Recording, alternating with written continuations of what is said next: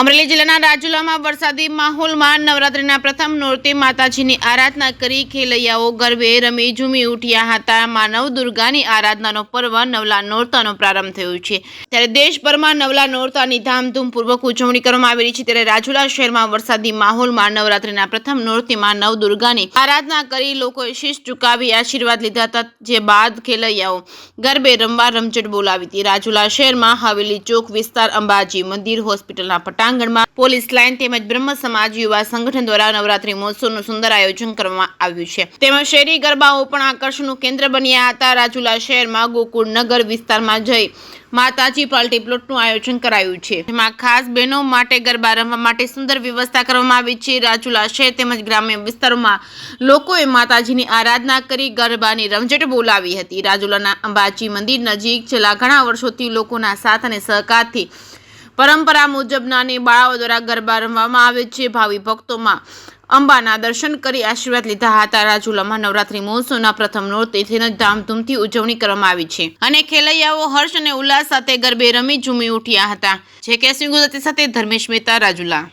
એમાં એવું છે કે અમારે અંબાજી મંદિરે લગભગ 37 વર્ષથી નાની બાળાઓનો રાસનું આયોજન કરીએ છીએ અને નાની દીકરીઓ આનંદથી રાસ લે છે અને માતાજીની આરાધના કરે છે. અને આપણે રાજુલા શહેરની અંદર હવેલી ચોક ગરબી મંડળમાં દીકરીઓ રાસ લે છે. ગાયત્રી મંદિરે પણ રાસ લે છે. નાની બાળાઓ આવા 2-3 ઠેકાણે રાસ લે છે. અને અમારે અંબાજી મંદિરે વર્ષોથી પ્રાચીન ગરબા ઉપર જ રાસ લેવામાં આવે છે. અને અમારા બધા સ્વયંસેવક ભાઈઓ છે, ઉમેશભાઈ કોટીલા છે, મહેશભાઈ છે, અશોકભાઈ છે, આવા બધા સ્વયંસેવક ભાઈઓનો સાથ અને સહકારથી અમે આ બધું કાર્ય અહીં આનંદથી કરીએ છીએ. બાપુ, આજે વરસાદ પણ હતો અને આજે નવરાત્રિનું પહેલું નોરતું પણ હતું અને વરસાદમાં પણ આજે નવરાત્રિનો જે મહોત્સવ મનાવવામાં આવ્યો છે એ નિમિત્તે આપનું શું કહેવું છે?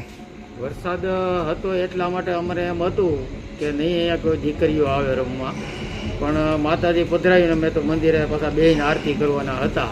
પરંતુ ધીમે ધીમે બધી દીકરીઓ અહીંયા રહી છે એ આવવા મળી અને 35-40 દીકરીઓ થઈ ગઈ. દીકરીઓ છે અત્યારે 70-75.